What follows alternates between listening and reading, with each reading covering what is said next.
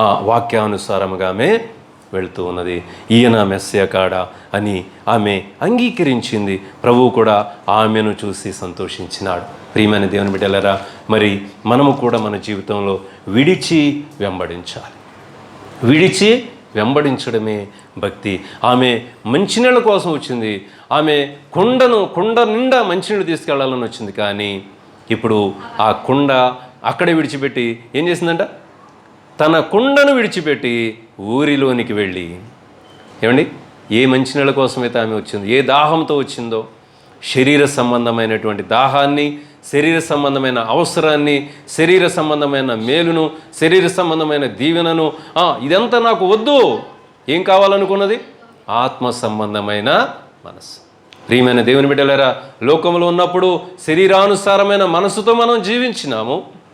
ఇప్పుడు ప్రభువును నమ్ముకున్న తర్వాత మనం ఎలా మార్పు చెందాలంటే ఆత్మ సంబంధమైన మనస్సు కలిగిన వారిగా మనము మార్పు చెందాలి. ఎందుకంటే మన దేవుడు ఆత్మస్వరూపి, ఆయన ప్రేమస్వరూపి, ఆయన పరిశుద్ధుడు. కాబట్టి మన యొక్క హృదయాలు కూడా మనం అలాగూ మార్పు కోసము మనం ప్రభు సన్నిధిలో ప్రార్థన చేసుకోవాలి, ప్రభువుని వెదకాలి. మన చేతిలోనే ఉంది. దేవుడు కాదు మనల్ని మార్చేది, మన ఇష్టమే దేవుడు చేస్తాడు. ఏమన్నాడు? తలుపు కొడుతున్నాడు, ఎవరు తలుపు తీస్తారో వారిలోనికి వెళ్తానన్నాడు. ఇక్కడ సమరయ స్త్రీ హృదయాన్ని తట్టితే ఆమె ఏం చేసింది? తలుపు తెరిచి ఆయనను స్వీకరించింది. నపుంసకుడు హృదయాన్ని దేవుడు తట్టాడు, అతడు కూడా తలుపు తెరిచి తన హృదయంలో యేసయ్యకు చోటిచ్చాడు గనక తన జీవితము మార్పు చెందింది. అపోస్తుడైన పౌలు యొక్క హృదయాన్ని తట్టాడు, తన హృదయం తెరిచాడు, చేర్చుకున్నాడు. ప్రియమైన దేవుని బిడ్డలారా, మన హృదయంలో మరి యేసయ్యకు చోటు ఇవ్వాలి. చోటిస్తే ఆయన మనలను కూడా నీటి ఓటలాగా ఆయన, అందుకే అంటాడు సామెతల గ్రంథం 5వ అధ్యాయంలో ఉంటుంది ఏంటంటే, మీ హృదయంలో నుండి జీవధారలు బయలుదేరిన గనక అన్నిటికంటే ముఖ్యముగా మీ హృదయమును భద్రముగా కాపాడుకోండి. హృదయమే మోసకరమైనదని ఇర్మియా గ్రంథంలో ఉంటుంది. ప్రియమైన దేవుని బిడ్డలారా, మరి ఇర్మియా గ్రంథంలో హృదయము మోసకరమైనది, ఘోరమైన వ్యాధి కలది, మనలను మోసం చేసేది హృదయమే. అయితే ఆ హృదయాన్ని యేసయ్యకు మనం అప్పగించినట్లయితే యేసయ్య ఏం చేస్తాడు? 4వ అధ్యాయం అమ్మ, సామెతల గ్రంథము 4వ అధ్యాయం 23వ వచనం. యేసయ్యకు మన హృదయాన్ని అప్పగించినట్లయితే, యేసయ్యకు మన హృదయంలో చోటు ఇచ్చినట్లయితే ఆయన నీ హృదయంలో నుండి జీవధారలు బయలుదేరును. కాబట్టి అన్నిటికంటే ముఖ్యముగా నీ హృదయాన్ని భద్రంగా కాపాడుకోగలమా? మనం మన హృదయాన్ని భద్రంగా కాపాడుకోలేం. కానీ యేసయ్యకు మనం అప్పగించుకుంటే మన హృదయాన్ని మనం భద్రంగా కాపాడుకోగలం. ఎందుకంటే ఆయన సహాయం లేకుండా మనం ఏమీ చేయలేము. కాబట్టి మనమందరము కూడా ఆయనకు సమర్పించుకుని ఇలాంటి ఆ యొక్క మార్పుతో మనము ప్రభువును వెంబడించినప్పుడు ప్రియమైన దేవుని బిడ్డలారా, మన జీవితాలు ఎంతగానో ఆశీర్వదించబడతాయి, ఎంతగానో మేలు పొందుతాయి.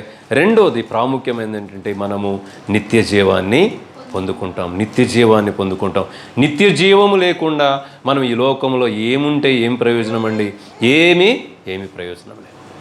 ఏమీ ప్రయోజనం. మనకి ఈ లోకంలో ఏమి ఉన్నా లేకపోయినా ఏముండాలా? జీవగ్రంథంలో నా పేరు ఉండాలి అనే ఆ కాన్సెప్ట్తో మనం భక్తి చేయాలి.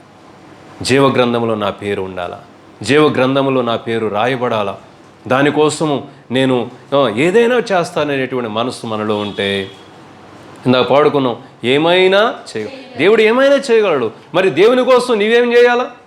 నీవు కూడా అలాంటి మనసుతో ఉండాలి. నీకోసం నేను ఏదైనా చేస్తాను ప్రభువా అని దేవునికి సమర్పించుకుంటే దేవుడు మనకి తోడుగా ఉంటాడు.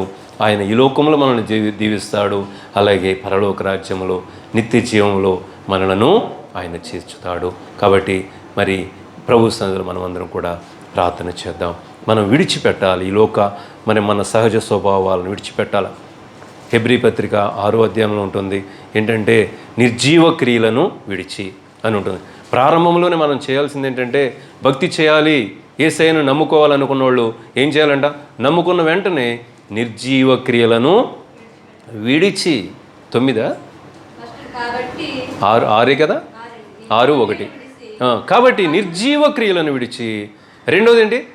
మారు మనస్సు పొంది.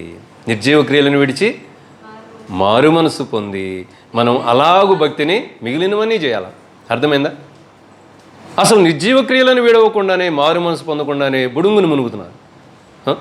బుడుంగున 3 మునుగులు మునిగేసి అమ్మయ్యా ఇంకా అయిపోయిందండి అనుకుంటున్నాం. మా అమ్మగారు కూడా అలాగే మారు మనసు పొందకముందే తెలియక మారు మనసు పొందకముందే ఒక కాలువ ఉంటుంది మా ఊర్లో. ఆ కాలువలో తీసుకెళ్ళి బాప్తిసం ఇచ్చారు. కానీ మరి నేను చాలాసార్లు అసలు భక్తే చేయకూడదు అనుకునేవాడిని. ఎందుకంటే మా అమ్మగారు బాప్తిసం పొందారు కానీ పోట్లాడే బూతులు మాట్లాడేవారు కాదు, కానీ పోట్లాడ మాత్రం ఫుల్లు, ఇక బాగా మారు మనసు లేకపోవటం. నాకు నువ్వు అసలు ప్రార్థనకి వెళ్తున్నావు, ఎందుకు పోట్లాడుతున్నావు, నువ్వు పోట్లాడుతున్నావు కాబట్టి నేను ప్రార్థనకి రాను అని చాలాసార్లు నేను అనేవాడిని అనమాట. అంటే అసలు నేను తప్పించుకోవడానికి ప్రార్థనకి రారా అంటే ఈ వంక పెట్టుకుని నేను తప్పించుకునేవాడు. తరువాత మార్పు చెందిన తర్వాత ప్రియమైన దేవుని బిడ్డలారా, ఎంతగానో మరి ప్రేమ కలిగి జీవించడానికి దేవుడు సహాయం చేసినాడు.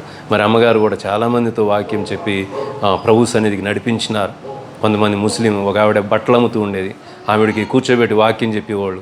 ఆమె ప్రభువుని నమ్ముకున్నది. అన్యులను పిలిచి వారితో వాక్యం బోధిస్తూ ఉండేవారు. అలాగూ మరి వాళ్ళు కూడా మార్పు చెందారు. అలాగేంటంటే మారు మనసు పొందినప్పుడు ఆ యొక్క విధానం అనేటువంటిది మనలో ఉంటుంది. కాబట్టి మనమందరం కూడా సంపూర్ణమైనటువంటి హృదయంతో ప్రభువుని వెంబడిస్తూ దేవునికి ఇష్టమైన భక్తిని చేస్తూ మనము దేవుని ఆశీర్వాదాలు పొందుకుందాం. దేవుడు తన మాటలు దీవించునుగాక. ఆమె ప్రార్థన చేసుకుందాం.